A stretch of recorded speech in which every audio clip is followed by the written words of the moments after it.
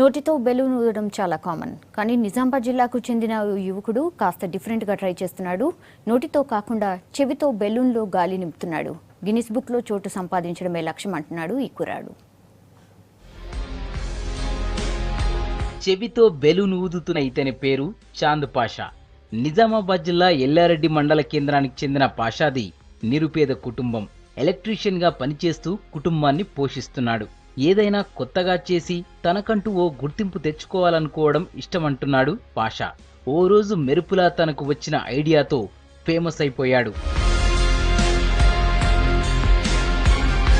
చెరువులో ఈతకు వెళ్లినప్పుడు చెవిలోకి వెళ్లిన నీళ్లు గట్టిగా గాలి పీల్చడంతో బయటకు వచ్చాయని, దీంతో చెవి నుంచి గాలి బయటకు వస్తుందని తెలిసి బెలూన్ ఊదడం సాధన చేశానని చెప్తున్నాడు పాషా. స్కూళ్లు, కాలేజీలు, ఇతర స్టేజ్ ప్రోగ్రామ్స్ లో పాషా ఇచ్చిన ప్రదర్శనలు చూసి అందరూ ఆశ్చర్యపోతున్నారు. నేషనల్ ఛానల్స్ నిర్వహించిన ప్రోగ్రామ్స్ లోనూ పార్టిసిపేట్ చేశాడు. నేను ఈ చెవుతోని బెలూన్ ఊదడం కానీ, చెవుతోని గాలి పోవడం కానీ అలాంటిది నాకు ఎట్లా తెలిసిందంటే, స్విమ్మింగ్కి వెళ్తుండే మేము అందరం కలిసి. అప్పుడు చెవిలో వాటర్ పోయినప్పుడు అరే ఎట్లా ఎందుకు పోతున్నాయని ఒకసారి ముక్కుతోని ఇట్లా చేసి తాళా చేస్తే అది ఉన్న వాటర్ కింద పడిపోయినాయి. నాకు గాలి పోతుందని తెలుసు.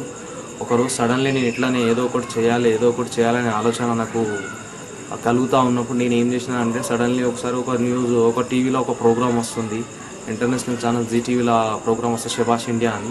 దాంట్లో పార్టిసిపేట్ చేస్తే దాంట్లో నేను సెలెక్ట్ అయ్యి మన నిజామాబాద్ డిస్టిక్ నుంచి నేను ఒక్కొని సెలెక్ట్ అయ్యి అక్కడికి పోయి ప్రోగ్రామ్ చేసి వచ్చాను.